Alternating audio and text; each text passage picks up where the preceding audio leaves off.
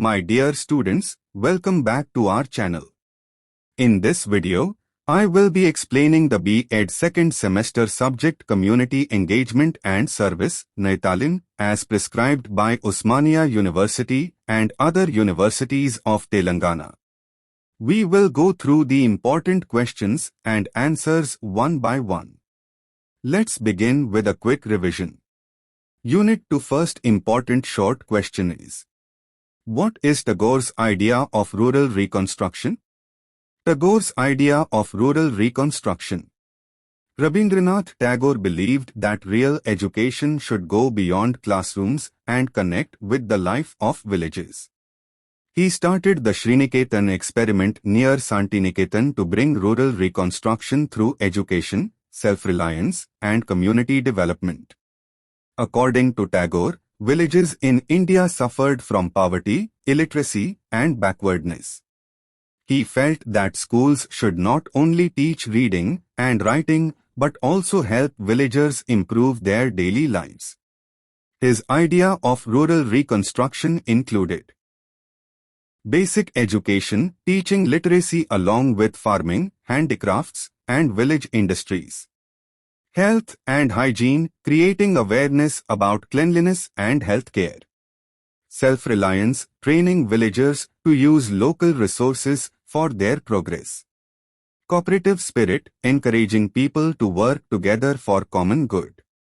Example, in Sriniketan, students learned agriculture, weaving, and animal care while also serving the nearby villages. Thus, Tagore's idea combined education with rural upliftment, making villages self-sufficient and progressive. Next important short question is: to write a short note on the Rurban mission introduced by Shyama Prasad Mukherjee. Short note on Rurban mission.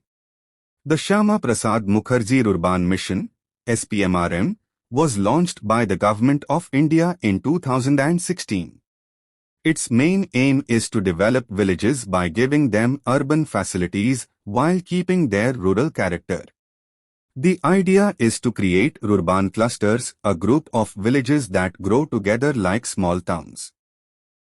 The mission focuses on providing basic services like good roads, electricity, clean water, health, sanitation, skill training, and digital connectivity.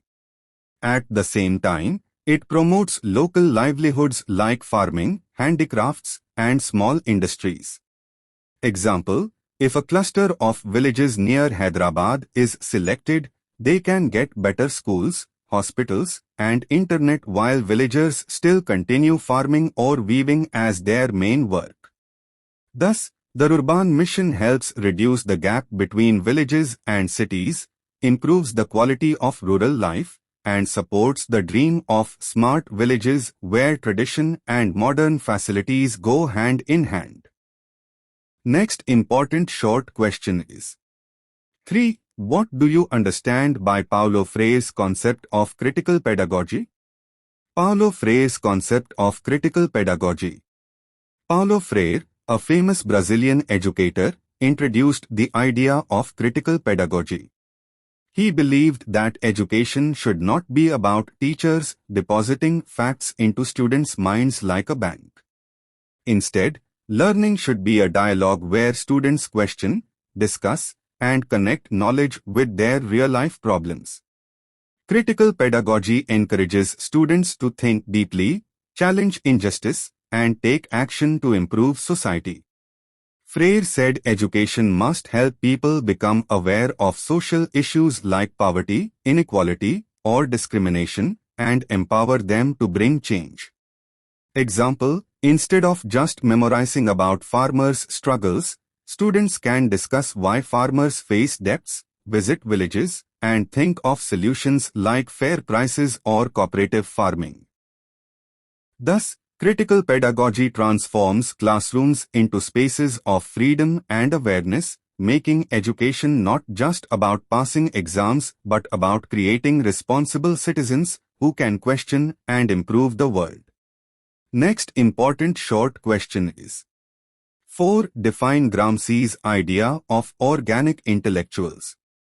Gramsci's idea of organic intellectuals. Antonio Gramsci, an Italian thinker, introduced the idea of organic intellectuals. He said that intellectuals are not only professors, writers, or scholars, but also people who rise from within a community or class and give voice to their needs and struggles.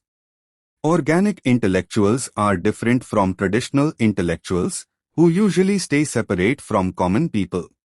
Instead, they live with the people, share their experiences, and guide them toward social and political change. Example, a farmer leader who speaks about farmers' rights, a worker who organizes a union, or a teacher who connects classroom lessons with real village issues. All can be called organic intellectuals. Gramsci believed that every class, especially the working class, needs its own intellectuals to challenge injustice and create awareness. These organic intellectuals become a bridge between knowledge and action, helping society move toward equality and empowerment. Next important short question is 5. How is contextualized learning different from traditional learning methods? Contextualized learning versus traditional learning. Traditional learning usually means rote memorization and textbook-based teaching. Students mostly listen, take notes, and repeat what the teacher says. It often feels disconnected from real life. For example, students may learn about farming in theory but never see how crops are actually grown. Contextualized learning, on the other hand, connects education with real-life situations and local experiences. It focuses on learning by doing and solving problems from daily life. This makes learning meaningful, practical, and easier to remember. Example, instead of only reading about water conservation, students in contextualized learning might survey water use in their village, visit a local well, or design a rainwater harvesting model. Thus, while traditional learning is teacher-centered and abstract, contextualized learning is student-centered and practical. It prepares learners not just to pass exams, but also to apply knowledge in real community life. Next Unit 2. Long questions. First important long question is 1. Explain Tagore's philosophy of rural reconstruction. How can it be integrated into modern teacher education? Tagore's philosophy of rural reconstruction and its relevance in teacher education. Rabindranath Tagore, the great poet and educationist, believed that true education must be connected with life, nature, and community. His philosophy of rural reconstruction was based on the idea that villages are the heart of India and their development is essential for the progress of the nation. He founded Sriniketan near Santiniketan in 1922 to put these ideas into practice. According to Tagore, rural reconstruction meant self-reliance. Villages should learn to solve their own problems using local skills and resources. Education with work. Learning should not be limited to books but should include agriculture, crafts, health, and social awareness. Harmony with nature. Students must learn to live in close relation with the environment. Community development. Education should inspire cooperation, dignity of labor, and respect for rural occupations. Example, in Sriniketan, students were taught farming, weaving, rural hygiene, and cooperative work along with academic subjects. This made learning practical and useful for community life. Integration into modern teacher education. Today, teacher education can adopt Tagore's philosophy in the following ways. 1. Experiential learning. Teachers should be trained to go beyond textbooks and use field visits, projects, and real-life community tasks in classrooms. For example, student teachers can organize tree plantation drives or health awareness camps. 2. Community engagement. Teacher trainees should interact with villages, identify problems like waste management, water scarcity, and work with students to find simple solutions.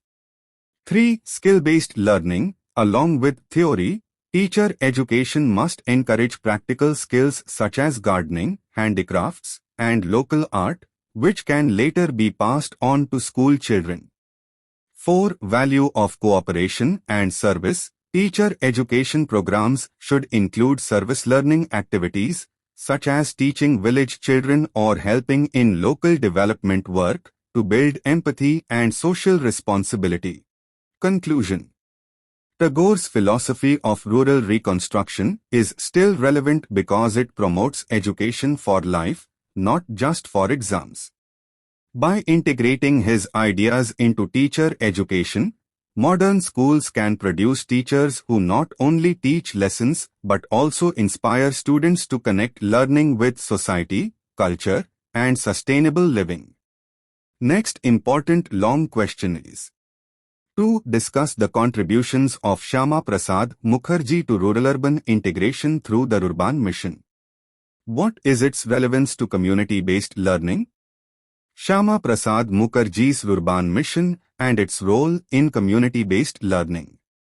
Dr. Shyama Prasad Mukherjee, a visionary leader, contributed to India's development through his idea of Rurban mission, officially known as the Shyama Prasad Mukherjee Rurban Mission (SPMRM).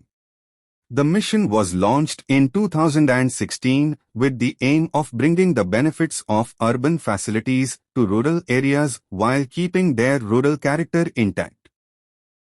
Main contributions through Rurban mission. 1. Rural-urban integration. Villages were grouped into clusters, and each cluster was developed with good roads, healthcare, schools, clean drinking water, and internet facilities similar to towns.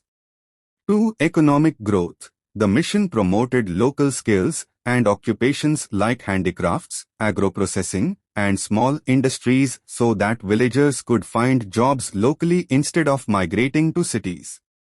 3. Sustainable development. It focused on renewable energy, sanitation, waste management, and eco-friendly practices for long-term village progress. 4. Balanced development. The mission reduced the gap between rural and urban areas, ensuring that villages were not left behind in modernization. Example: a village cluster developed under the Rurban mission may have smart classrooms, computer labs, a health center, and a skill training center while still supporting farming and handicrafts. Relevance to community-based learning.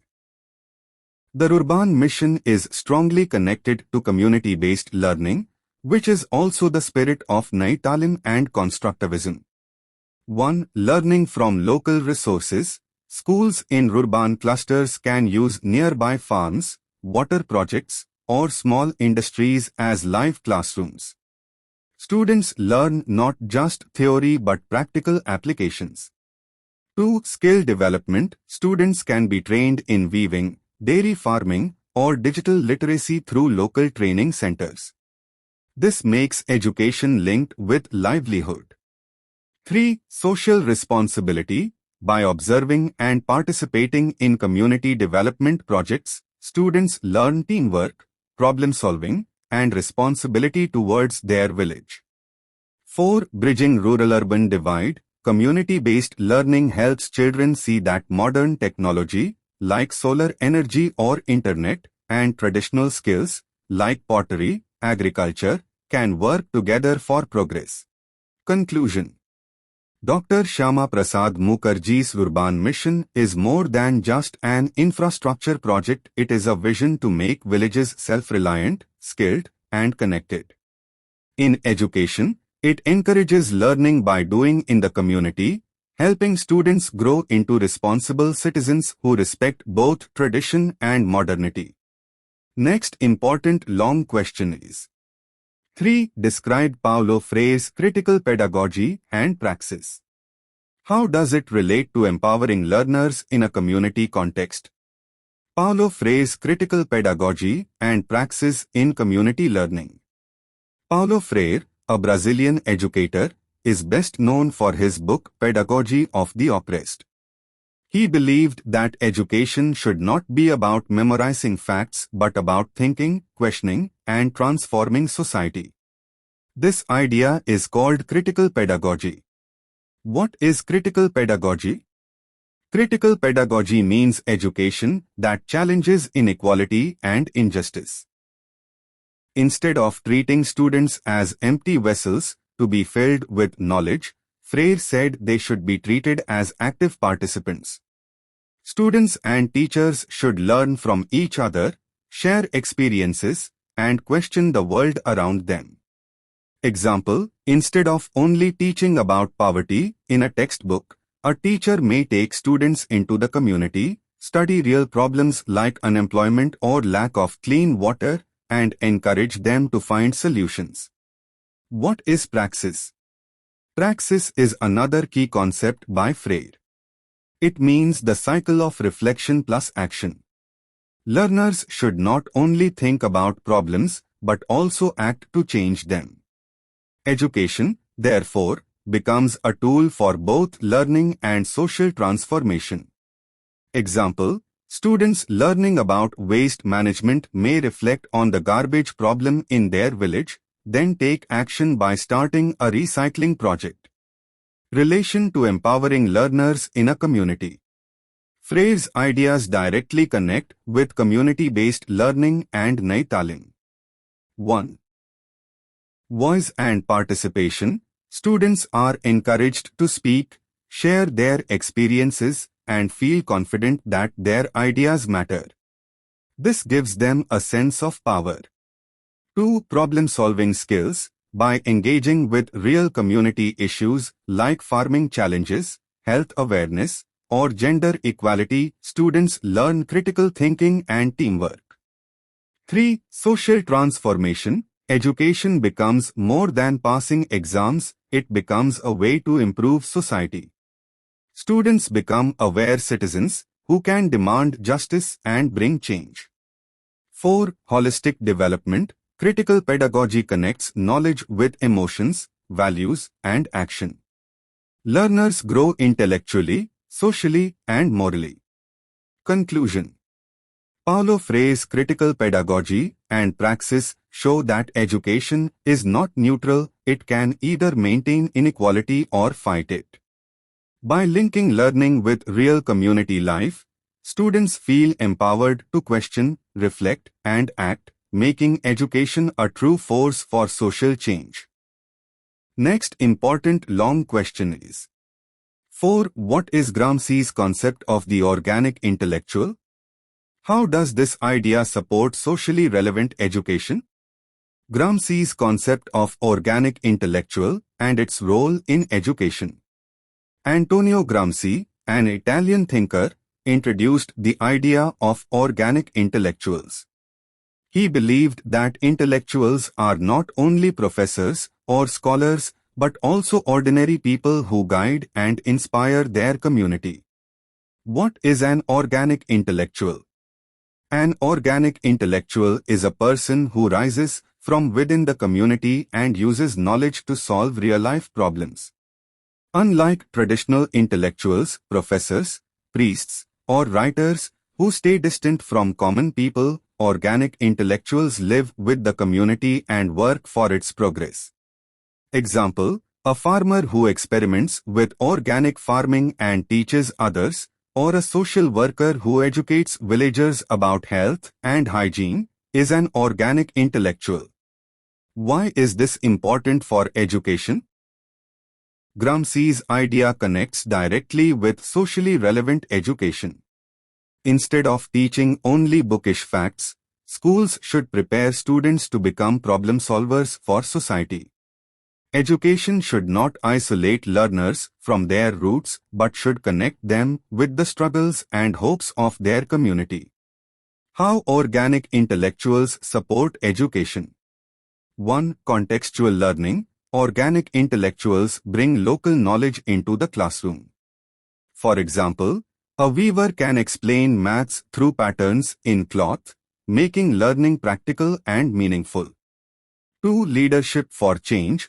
Students inspired by such role models learn that education is not just for jobs but also for improving the lives of others.